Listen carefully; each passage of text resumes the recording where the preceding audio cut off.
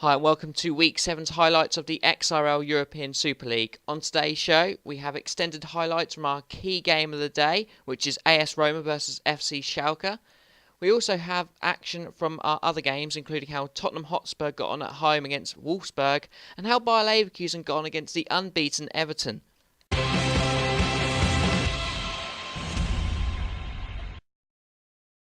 But first we go to our main game of the day. This is between AS Roma, who are the table toppers and have only lost 1 in 7, versus FC Schalke, who have been in a slight slump of form following their defeat last week. Your commentators for the game are Martin Tyler and Alan Smith. Well, a good result last time out, Alan, and want to play that sort of way against the big rivals today. I'd be hoping to, but it doesn't always pan out that way, does it? That was then and this is now. Gervinho. That's a decent save by the goalkeeper.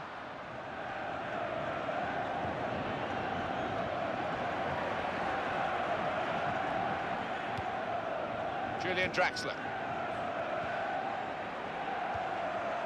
Daniele De Rossi. Miralem Pjanic. This could be a chance. Here's the chance. And he's taken the chance beautifully.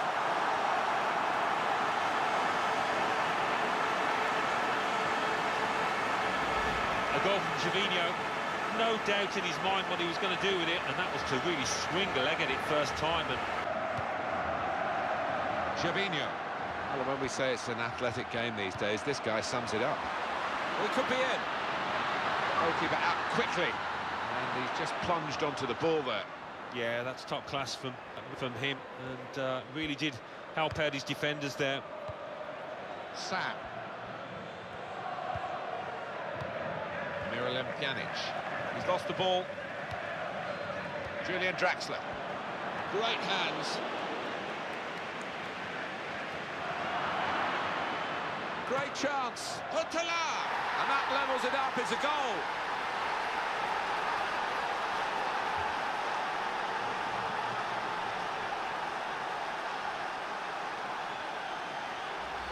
A goal from Huntelaar.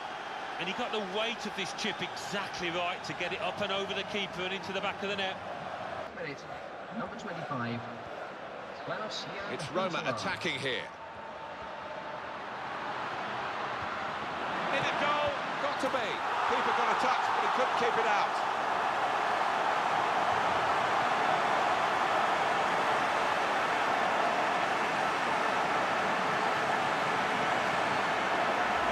The goal from Gervinho. What a good effort that was. First time, he smashed through it to find the left-hand side of the goal.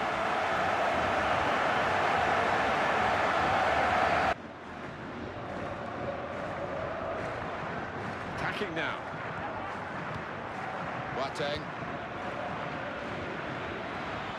In with a chance. Pushed back into play by the goalkeeper. Tackle here.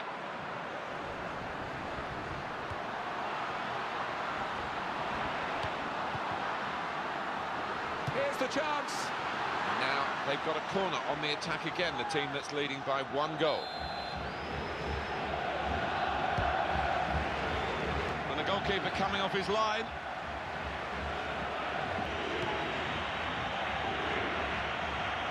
Barnetta. And the cross is in. Kind of Farfan. Oh, the goal that would have brought them level, but he hasn't been able to grab it. Martian Huntelaar. Well, something could be on after this tackle. And he shoots. And that's good play by the defender, because had he messed up then, it would have cost a goal, I'm sure. Gervinho. Chance for it. Got to be. Splendid goal here.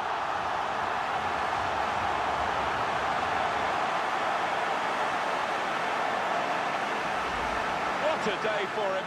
Another shot, another goal. Well, you can see the confidence in him. I think he expects...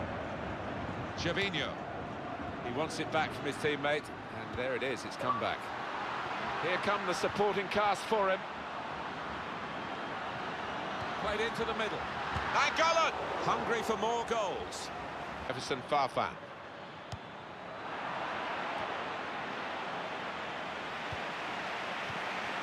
Here's De Rossi.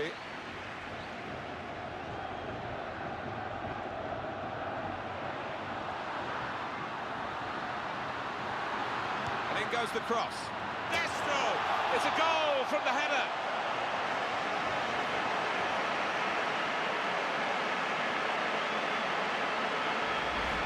Goalkeeper's game is getting worse and worse. Well, it's just one of those awful days at the office, Martin, that he will want to come to an end sooner rather than later here. Great movement in the box from him to start off with, to get the room, and then once the chance came, the header. Oh, what a thumping effort it was. And there is the final whistle. Ladies and gentlemen, thank you for coming. Have a safe Better journey. team, the season is showing that. They were already ahead. 3 more points today to increase their grip on the top spot. Well, they're on a roll, these boys, looking ever more confident with each game. Right, so that was our key game between Roma and Schalke, and in the end, a quite comprehensive victory for the home side Roma, who stretched their lead at the top of the table with their 6th win of the season so far. In the box for me tonight, again, is Jay Pearce, the Real Sociedad manager, and firstly, well, what a result for the table-topping side. Yeah, no, it's a great way for them to bounce back from their loss to Valencia last week. I mean, it was a comprehensive victory, but Schalke did have a couple of good chances, and they did get a cheeky little chip to make it 1-1. Could have easily turned the tide of the game. Yeah, Huntelaar's goal was a very good finish, but they seemed to struggle today against Gervinho. His strength and pace on the ball seemed to be quite key for Roma's attacking side. I mean, Roma are a good complete side. They got good defence, good midfield, and they got good attack. But I think their goalkeeper's slightly lacking personally. But as you said, Gervinho, he can just run through a side. He's pretty much just, as soon as he's got the ball, he's gone. It's going to be hard to catch him, and he's got a good shot as well to finish with. So pretty good player. I feel he's what's making the side keep going. I mean, without him, they'd still be scoring. I'm not sure it would be as comprehensive though. The way I saw the game, I sort of thought that the key goal that changed the game looked like Schalke were playing not too bad in this game. They got it to 1-1. But pretty much soon after they got their equaliser, they went 2-1 down. The goalkeeper making, well, a bit of a clanger. Yeah, no, the goalkeeper did make a bit of a clanger of that Gervinho shot. Pretty much straight after kickoff. Pretty soon after, and just punished a little lack of concentration from the players. And it was a great through ball. Something that Roma have been good at all season. Just little through balls, whether it be through the air, across the ground. And just Gervinho finishes it well, but goalkeeper could have done slightly more. Definitely, that is for sure. But the news actually has come out the last couple of days that Mattia Destro has moved from Roma to AC Milan on a loan switch until the end of the season with a view to a 12 million permanent move. So looks as if Roma might be a little light on the attacking options going forward for the next couple of games until they get a replacement in, if they get a replacement in the January window. Do you see that as being a problem for Roma, or do you think they have enough strength there to combat that? I feel they got enough strength to combat it, but it might involve maybe a bit of a formation change, maybe, I'm not sure, but he was either going to go to Tottenham or AC Milan, so there was 2 rival sides to him that he could have gone to.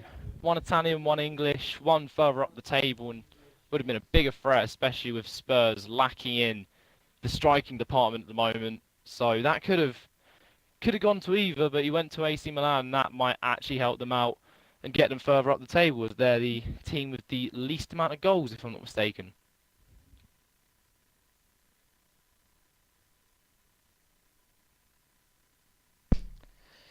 Well, yeah, that's right. And, well, I think they've got, as you said, they're going to have to do a formation change. But looking at the players that they have got on there, I mean, we haven't seen Adem Ljajic since the first game against Wolfsburg. And he scored 4 goals in that game. And Iturbe is very quick on the wing.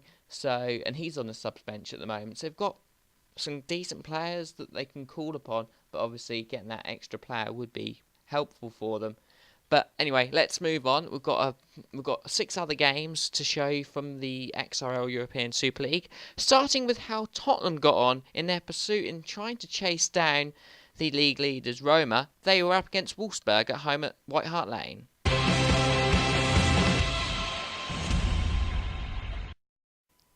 Our first game of the shortened highlights comes between Spurs and Wolfsburg. It was a great start for Spurs. Harry Kane getting on the end of a Christian Eriksen corner to make it 1-0 inside the first 18 minutes of the game. It was all Spurs in this game. Eriksen finding Soldado, who got lucky with a poor save from the goalie there and just tapped it in. An easy finish to make it 2-0 to the home side. As the first half progressed, it was only one-way traffic in this game. A great ball from Chadley finding Soldado, who coolly placed in the goal, trying to round the keeper and then finishing with a great strike down the centre of the goal. 3-0 at half-time. That was all it really deserved to be. There was no real threat from the German side, and Tottenham looked in control of this game right from the off. In the second half, though, Spurs left off pretty much where they began, and they could have scored there in the 49th minute with Roberto Soldado. In the 75th minute, another goal. Kyle Walker finding a great ball to Christian Eriksen, who beats his man and coolly finished again. It was a case of Wolfsburg not having any chances at all, and Tottenham scoring the majority of their chances. Wolfsburg did have a chance towards the latter stages of the game. Hunt heading just over the bar. Soldado finding a ball into Eriksen, who hit the post, but the easiest of finishes for Harry Kane. And it made it 5-0 to the home side in the 82nd minute. And that is how it remained here between Spurs and Wolfsburg. A great win for the home side that lifts them up in the table and closes the gap on the leaders.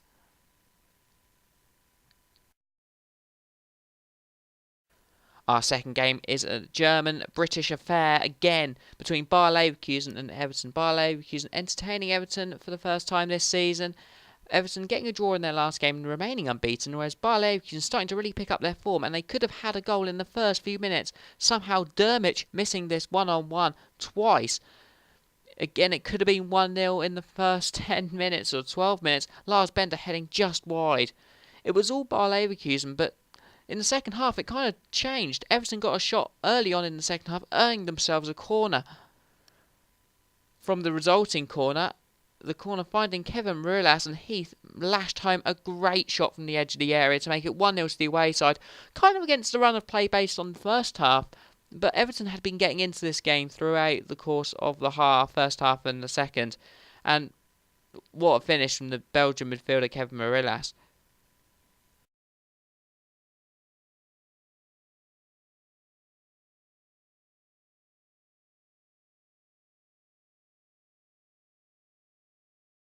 As the second half progressed, Everton could have had another goal there.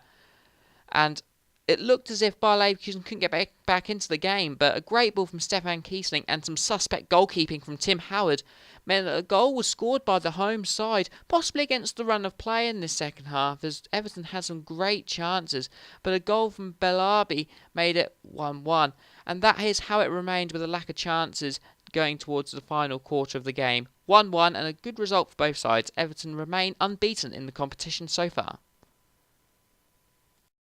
Our next game comes between Napoli and Zenit, two teams with contrasting starts to the season. Napoli having a really bad start after their opening day victory, and Zenit St. Petersburg have been flying this season, currently standing in second place. And it was Zenit who took the lead with a great strike from Axel Witsel in this high-scoring clash. It was 1-0 and it was soon to be 2-0. Axel Witsel again with a long-range shot, this time getting a deflection off. I'm not sure if it was who it was, if it was one of them or his own player. Napoli got back into the game. Dries Mertens crossing in and a towering header from the centre-back there to get up and make it 2-1. It was soon 2-2 inside the first 30 minutes. A great strike from Gonzalo Higuain, making it 2-2 within 30 minutes. This was to prove a high-scoring affair, and on the start of the second half, it was made 3-2 by the away side. Brazilian attacking forward Hulk making it 3-2 to the away side. but it was to be Napoli to get their third goal and another equaliser in this game. A great forward run, and almost actually lost the ball there before shooting in to a goal, and it was pretty much an open goal because the keeper was way too close to make any kind of save. Zenit St. Petersburg then took the lead for the third time this game, and their fourth goal, Hulk having a great individual effort and a similar goal to his first, cut in and a left-footed finesse shot into the bottom left-hand corner of the goal. It could have been even worse for Napoli, who have really slumped in the table of late. A great through ball chip, finding Axel Witsel, hitting the post and Napoli clearing. But it was a great game, a high-scoring affair, but the away side Zenit win. Our next game only has highlights from the second half, but it was 1-1 at the half-time whistle, with Canales getting the first goal for Real Sociedad in the 10th minute and Icardi scoring just before half-time for Inter Milan. It was Inter Milan who looked good in the second half, however. It looked like Rodrigo Palacio was going to make it 1-0 to the home side at the San Siro, but it wasn't to be, and a great goal from Carlos Vela in the 70th minute started a huge amount of goals being scored in the ending period of the game. Great goal from the Mexican striker for the away side. Then in the 74th minute, Palacio put in a man of the match performance in this game and made a great solo run, cutting away from his man and coolly finishing away to make it 2-2 in this game. In this game, Inter Milan never had the lead for 1 point in this game, and it was the same once again in the 75th minute. Just a couple of minutes after Inter Milan scoring, Sociedad shocked the away home fans once more. And another great goal, Carlos Vela setting up the goal this time. But it was all about Rodrigo Palacio in this game for Inter Milan. And in the 86th minute, he finessed a shot in the centre of the goal, one-on-one with the keeper, and another goal for the Argentinian striker. And that's how it finished here, 3-3 between these two sides, and a point gained probably for both sides. Both teams felt like they had enough chances to win the game. Our penultimate game of the week comes from Anfield between Liverpool and Sevilla. Sevilla have been struggling in the league so far, whereas Liverpool will be looking to get into the playoff places with a win today. And in the early stages, it looked as if the home side may have a shout. Coutinho crossing in and captain Martin Skrtel heading just over the post after 11 minutes. However, it was only a couple of minutes later, Sevilla had a chance of their own. A great through ball to Back, who was left one-on-one, and the keeper Mignolet had no chance, and a great goal from the Sevilla front man to make it 1-0 to the away side. As the first half went on, just a few minutes later, Sterling cut in, made a good run, but had a shot, but really it was too tight a angle for the England winger and couldn't make that goal.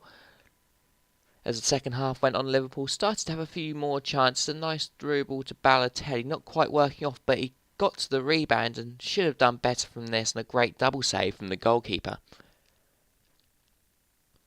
In truth, though, there wasn't many key chances in this game, and really Liverpool didn't deserve to get anything from it after conceding that early goal. Sevilla having another effort towards the end of the game, but in truth, a poor match where either team could have won it, but there wasn't many chances on show for both sides. Our final game comes between two sides who have been struggling of late in the league. Milan at home to Galatasaray at the San Siro. And Galatasaray had a great chance. Goran Pandev, the Macedonia forward, nearly getting a header into the goal there, but it hit the crossbar and the keeper was nowhere near. Later on in the first half, Milan had a great chance of their own. Bonaventura getting through, but a great save from the Galatasaray keeper. And really both teams gave as good as they got in the first half. It was very, very equal, but the goal was scored at the end of the first half in and somehow finding space between the two centre-backs to get through there, and a pretty routine finish to make it 1-0 on the stroke of half-time. Either team could have been in the lead at this stage in the game, but it was Galatasaray, and they made that late goal in the first half count because then they started to really take control. Diego Lopez there making a great save from that corner. Yilmaz found Inan, who did a beautiful 1-2 there to provide Yilmaz with his first goal of the game and doubling Galatasaray's lead in the 75th minute. Sadly for Milan, they've been struggling for form in these last few games this season. You can definitely tell that they were very, very sloppy at the back as Wesley Sneijder got through on goal. Yes, he was tackled, but the clearance was very poor, and Schneider somehow capitalised on a loose ball from the defenders to make it 3-0 just a couple of minutes later. With time ticking down and only 7 minutes left, Bruma had a great through ball to Felipe Melo, who made it 4-0 to the away side. And Milan have got a lot of things to think about in the coming few games to see if they can stay up in this division. But 4-0 to the away side, and Galatasaray's hopes of going up are doing well. Right, so that was all of our highlights from the other games in the league, and starting with Spurs, who had pretty much a commanding victory over Wolfsburg, 5-0 in the game. What did you make of that, Jay Pearce? I mean, very good result for Spurs, keeping up the chase to try and get to the top of the league. Exactly. It was a result that was expected, in my opinion. You got to expect teams near the top to be punishing sides like Wolfsburg, who've been known to let in quite a few goals. I mean, Spurs themselves, they have been struggling in the goals department recently. I mean, they've been complaining about not having a good striker, and well, I think this has proved that they can still dominate a game. They've got good midfielders and they can still do well. So it's a very good confidence boost. It's keeping them near the top, getting within the playoff places, possibly a push for the top two. You never know. I agree. Next being Bayer Leverkusen and Everton. Everton still remaining unbeaten this season, the only side in the league, but they've drawn a heck of a lot of games this season. How do you assess their performance against Bayer Leverkusen this week? A 1-1 draw. Well, unbeaten's unbeaten. You can't take it away from them, but it is expected that you'd think they'd get more points, especially against a team like Leverkusen, who are so low down on the table. I mean, it's a great point for Leverkusen. They need points at this moment in time. They've been struggling. I mean, how many points they're on? What, 4 maybe? A bit more now? Not sure. Which is... well, they beat me, so I 7. think they're a little bit higher than that, but we'll get to the league table at the end, so yeah. No, they were struggling. They're starting to find form now, though, after 2 wins and a draw now, I believe, after that. So, yeah, it's starting to get together for Leverkusen. They might be the slow starters and could see themselves pushing further and further up. You never know. They could even push towards the top half of the table. Well, that will be the goal in the second half of the season for them. Another team that have done impressively well this season, actually have exceeded my expectations, as Zenit St. Petersburg. They won 4-3 away in a very, very high-scoring affair at Napoli. They're obviously doing well, but Napoli, they've lost 5 on the spin now, and really languishing in the league table. I believe they now must be very, very close to the bottom, if not bottom of the league. What can they do to turn it around? They do seem to be struggling quite badly. They are bottom of the league on 4 points. Everything seems to be going against them at the minute. It does seem to be going that way, but they can take heart from this game. I mean, they're up against, I believe, second, and they're bottom, so they've scored 3 against them, which is an achievement in itself. You scored 3 against one of the top teams. You're doing well. You got to take heart from that. They've got good players like. They've got Rondon, who can score goals, as we proved in the first game against you, I believe, in Schalke. So they need to find that form they found on the first day. If they can re-find that, then they'll start shooting up the table. And form's temporary, class is permanent. Yeah, well, the weeks are running out for Napoli, so they've got to get a move on it. But moving on, our next game was Inter Milan and Real Sociedad. 3-3 in this game, a really high-scoring affair, close game. Obviously, you're the manager of Real Sociedad. How do you sort of look at that game? A point earned or 2 points lost? It's difficult to say personally because we led throughout the whole game. We were 1-0 up, 2-1 up, and then 3-2 up. So we seemed to be slightly sloppy at the back, maybe. There was I think a very we did quite well, but we need to work defensively because, especially with our record of being one of the top goal scorers in the division, but we are also second highest at conceding. So we need to work definitely on defensive, maybe work out a new formation. But either way, Inter Milan did play well. They put away their chances and they got a point out of it. So it's hard to say whether we dropped 2 points or gained 1. Sitting on the fence, I like it. Our next game would have been Porto and Valencia. Valencia winning against the table-topping side Roma last week, and then go to play the team that were bottom and lose. Is that a sign that maybe Porto are better than their league position? I mean, they put in a good performance against Roma a couple of weeks ago. I think they lost 4-3. So do you expect them to start climbing up the table, or do you think that's just a one-off result? Porto are a good side. They put up a good fight against Sociedad last week, which was we thought the game was gone. Sociedad, we thought we'd won it. We were in the clear, but then they started a fight back. I believe got 2 goals back and made it 3-2. But the game was very good from Porto's perspective. I mean, they've beaten the team that stopped the streak that was Roma. So that is something to take away from it, definitely. They are definitely a good side. They pushed quite a few teams to the limit. Roma, Sociedad, they've even beaten Valencia here. There's so many games that they could have got points out of that they've just got unlucky. I mean, it was a 90th minute winner from Roma as well. So they've definitely got hard to take out of it. It's just Valencia. I think they need to work on being more consistent. They can't just bring out a big upset against top of the table just to let it slide the next week against bottom of the table. You gotta be consistent. You gotta try and work out. Right, we've got to go out with the same mentality. We want to win. We're not going to take it slightly easy because we know they're bottom of the table. No team needs to be underestimated here, especially Porto, because they have got some deadly players like Jackson Martinez. You cannot take him lightly. Definitely, and apologies for there not being any highlights from that game in the highlights. Moving on though, and Sevilla claiming an away win against the new manager Blackster Hill of Liverpool. I don't know if you watched this game, but to me, this is probably the worst game of the week. It was quite a dry game. 2 teams which, well, Sevilla will be happy that they took the win, and 3 points is 3 points, but it seemed to me as if it was a really boring game. It could have been a draw, but it wasn't really that much in the game to really cool on.